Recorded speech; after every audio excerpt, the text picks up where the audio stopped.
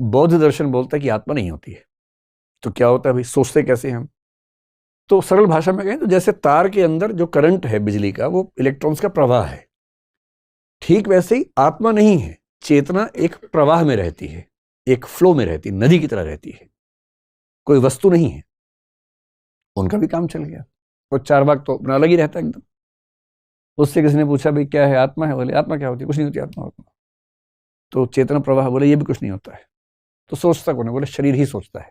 शरीर ही ऐसे गुणों से युक्त है कि उसमें चिंतन का गुण विकसित हो जाता है। लोगों ने इतना मजाक बनाया, हम भी खूब मजाक बनाते थे उसका पढ़ाई के दिनों में, लेकिन कंप्यूटर के विकास के बाद लगता है कि ये सही ना साबित हो जाए। अगर भौतिक वस्तुओं से बना हुआ कंप्यूटर सोच पा रहा है, तो भौतिक शरीर क्यों नहीं सोच सकता? कम से कम सोचने का एक तरीका तो है। और ठीक यही सब थॉट प्रोसेसेस पश्चिम में भी हैं, अलग अलग दार्शनिक हैं, वहां भी लगभग एक जैसी बातें, यहां भी लोग सोच रहे हैं, वहां भी सोच रहे हैं। और आत्मा को लेकर भारत के लोगों का विश्वास बड़ा गहरा है। नैनम छिन्दन्ति शस्त्राणि नैनम दहति पावकः न चैनम क्लेदयन्ति आपो न शोषयति मारुतः। सुना है आपने? गीता में इसका जिक्र है। आत्मा अजर है, अमर है। शस्त्र काट नहीं सकते, हवा सुखा नहीं सकती, पानी भिगा नहीं सकता इसको, अमर है, नित्य है। लेकिन साइकोलॉजी में हर तरह की धारणा, भारत की, पश्चिम की, उन सबको पढ़ने का रिवाज है। आप समझ पा रहे हैं या दर्शन से मन उब गया आप लोगों का? अभी नहीं उबा?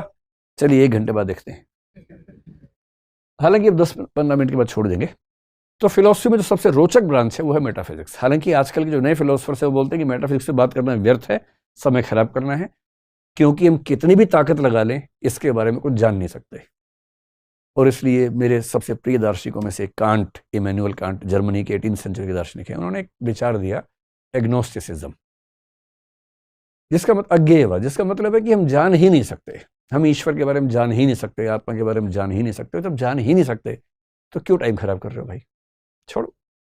आस्था का सवाल है। यदि आप ईश्वर को मानना चाहें तो शौक से मानिए, ना मानना चाहें शौक से मत मानिए।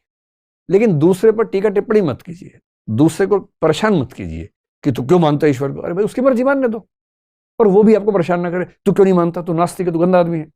ऐसा ही मत करो। उसकी चॉइस, आपकी चॉइस, सबकी अपनी चॉइस है।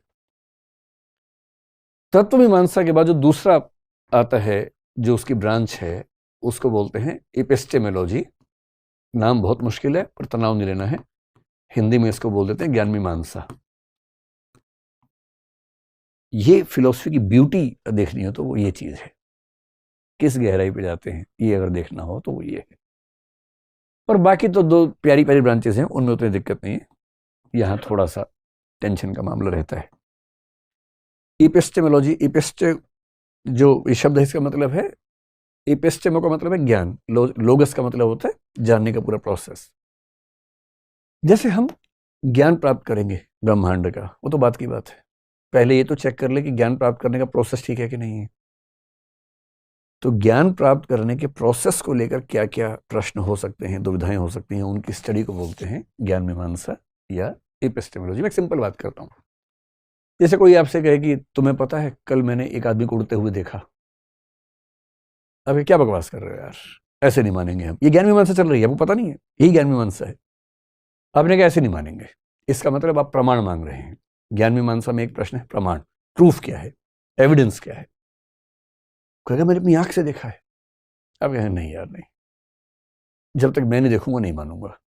इसका सरल सा मतलब है कि आप केवल प्रत्यक्ष को प्रमाण मानते हैं, शब्द को प्रमाण नहीं मानते। शब्द का मतलब किसी दूसरे व्यक्ति कथन को प्रमाण नहीं मानते हैं, खुद देखेंगे तो ही मानेंगे। तो उसने कहा ठीक है कल तुम भी चलना, कल भी शो है। नेक्स्ट डे आपने सच में देखा आदमी उड़ता हुआ। अब आप परेशान है, आपने कहा नहीं कुछ तो ट्रिक है इसके पीछे। कभी कभी आप खोज खोज के ट्रिक निकाल लेंगे, कभी कभी ट्रिक नहीं खोज पाएंगे। अब कुछ लोग कहते हैं कि मैं वही मानूंगा जो मुझे परसीव होता है, प्रत्यक्ष होता है। लेकिन खतरा तो उसमें भी है, गलतफहमी हो सकती है।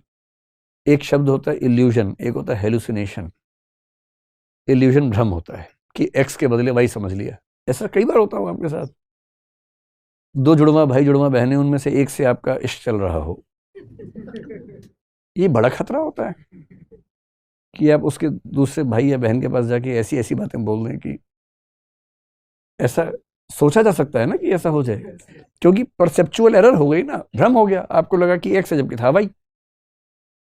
और ये केवल ऐसा थोड़ा ना, ये एनिमल से भी हो सकता है, किसी को भी हो सकता है। और हेलुसिनेशन कब होता है? जब आप हाईली इमोटिव स्टेट में हो, बहुत इमोशनल है, या कुछ रसायन का सेवन किया हुआ है। रसायन समझते हैं, केमिकल, कुछ केमिकल का सेवन किया हुआ है, तो आपके दिमाग में कुछ ऐसी क्षमताएं आ जाती है जो वैसे नहीं होती हैं। तो फिर आपको उड़ता हुआ आदमी भी दिखता है, खुद भी उड़ता हुआ लगता है, फील होता है कि उड़ रहे हैं। और ऐसे ऐसे जोक्स आते हैं कि एक आदमी शराब पी के नाले में गिर गया, तो वहां एक एनिमल कोई था, उसकी पूंछ पकड़ ली और बोल रहा है कि पप्पू की माँ, आज तुमने चोटी नहीं की, चोटी की है। ऐसा भी तो होता है, उसको तो एग्जैक्टली लग रहा है कि वो अपने घर में है, लेकिन वो है तो दूसरे के घर में, कीचड़ में है, जिनका घर वो है वहां वो है। तो अगर हम मान लें कि प्रत्यक्ष को ही प्रमाण मानेंगे, प्रत्यक्ष में भी तो धोखा हो सकता है। और एक बहुत इंटरेस्टिंग तरीके से बात को देखिए, जैसे मान लीजिए, जैसे मेरे हाथ में काला पेन है कि नहीं है? जादू नहीं हो रहा है, फिलोसफी क्लास है ना? हाँ तो है, तो है। अब ये कैसे पता लगा आपको? जैसे मान लेते हैं कि ये है ब्लैक पेन, बीपी से ब्लैक पेन ही समझना है, ठीक है? तो बल्ब का प्रकाश यहां से रिफ्लेक्ट होके आपकी आंख में गया, यही तरीका है ना? तो इसको हम मान लेते हैं कि ये आंख है, आंख जैसी लग रही है आपको, ठीक है, आंख में चला गया, आंख को एक इनपुट मिला, आंख ने वो इनपुट आगे जाके माइंड को दिया, मस्तिष्क को दिया, जो दिमाग है, ब्रेन है, उसको भेजा। यही तरीका होता है। मस्तिष्क के पास क्या है कि बहुत सारी कैटेगरीज बनी हुई हैं, कलर्स की बनी हुई हैं, चीजों की बनी हुई हैं, और उसने अलग अलग कैटेगरी पे अप्लाई करके निकाला कि ये पेन है और ये ब्लैक है, और इनको जोड़ के बोला कि this is a black pen, आपको बता दिया। ये सब इतना फास्ट हुआ कि आपको पता नहीं चला कि ऐसे ऐसे हुआ है। जैसे पंखा चलते हुए लगता है कि है ही नहीं पंख, लेकिन पंख तो है ना? तो प्रोसेस जब बहुत फास्ट हो तो प्रोसेस नजर नहीं आता हमें, लेकिन प्रोसेस तो है ही उसके पीछे। तो जैसे ही मैंने आपको पेन दिखाया, आपके अंदर ये सब कुछ हुआ, इनपुट आया, इनपुट दिमाग के पास गया, दिमाग ने उसका कंक्लूजन निकाला, और आपने उसके बाद कहा काला पेन है। ऐसे ही हुआ। बहुत इंटरेस्टिंग बात है कि इसमें 3 जगह खतरा हो सकता है। पहला, हो सकता है कि ये प्रकाश की किरण एग्जैक्टली वो इंफॉर्मेशन लेके ना गई हो जो बाहर थी। आपको केवल बताना है कि ऐसा, मैं ये नहीं कह रहा कि ऐसा होता है, मैं कहना चाह रहा हूं कि ऐसा हो सकता है। आपको ये बताना है कि ऐसा हो सकता है या नहीं हो सकता है। हो सकता है कि प्रकाश की किरण ने उसमें अपनी तरफ से कुछ जोड़ दिया हो या घटा दिया हो, डिस्टॉर्शन कर दिया हो सकता है। फिर यह भी हो सकता है कि आंख ने जो इनपुट लिया और जो आउटपुट भेजा, उसमें आंख ने कुछ चेंज कर दिया हो। हमारी सेंसेस एग्जैक्टली वही आगे भेजेंगी जो उनको मिला था। कैसे मान लें? वरना भ्रम क्यों होते, वरना इल्यूशंस क्यों होते? तीसरा यह भी हो सकता है कि माइंड जो है, माइंड के पास जो कैटेगरीज पहले से बनी हुई है, उन कैटेगरीज में कुछ लोचा हो, कुछ गड़बड़ हो, वहां कोई एरर हो जाए निष्कर्ष निकालने में। इसीलिए एक छोटी सी गाय देख के कई बार लगता है कि बहुत मोटा कुत्ता आ रहा है, बहुत मोटा कुत्ता देख के दूर से लगता है छोटी सी गाय आ रही है, भैंस आ रही है। ऐसा कुछ हो सकता है, ऐसा होता ही है हमारे साथ। कोई मोटा सा गधा हो, मान लीजिए, दूर से आ रहा हो, तो आप तो बर्तन ले लेंगे हाथ में कि गाय है तो दूध लेके आऊंगा। ऐसा हो सकता है, क्योंकि भ्रम इसीलिए तो होता है ना कि या तो यहां गड़बड़ हुई, या यहां हुई, या यहां हुई। अगर इस बात को मान ले तो इसका मतलब यह हुआ कि आप जो कुछ भी देखते हैं उसमें कोई गारंटी नहीं है कि वो सही ही हो। तो फिर कैसे मान लें कि आपने जो ज्ञान प्राप्त किया वो सही है? और फिलोसफी तो इस लेवल पर जाके बात करता है, साइंस उस लेवल पर बात नहीं करता। साइंस का एक सिस्टम बना हुआ है, फिलोसफी उस सिस्टम के भी पीछे चला जाता है। यह साइंस पूरा इस बात पर टिका है कि दुनिया में कार्य कारण नियम काम करता है, कॉजेशन प्रिंसिपल काम करता है। हर कार्य का एक कारण होता है। ये प्रिंसिपल साइंस के लिए एक्सियोम है। एक्सियोम का मतलब एक मूलभूत निष्कर्ष है जिस पे कोई सवाल नहीं खड़ा किया जा सकता। फिलोसफी इस पे भी सवाल खड़ा करता है कि कैसे मान लें कि कार्य कारण नियम एग्जिस्ट करता ही करता है। और इस पर तो कुछ लोगों ने इतने मतलब भारत में न्याय दर्शन ने इस पर खूब काम किया, कई दर्शनों ने काम किया, बौद्ध ने बहुत काम किया, पश्चिम में ह्यूम नाम के दार्शनिक ने सवाल खड़ा कर दिया इस पे। उसने कहा हर कार्य के पीछे कारण होता है, ये सिर्फ एक इंडक्टिव आर्गुमेंट है जिसकी लेजिटिमेसी इतनी ही है जैसे आपने 100 कबूतर देखे काले से, आपने कहा कबूतर काला होता है। जिस दिन एक सफेद देखेगा सब बर्बाद हो जाएगा। इतनी ही लेजिटिमेसी है कारणता नियम के भी।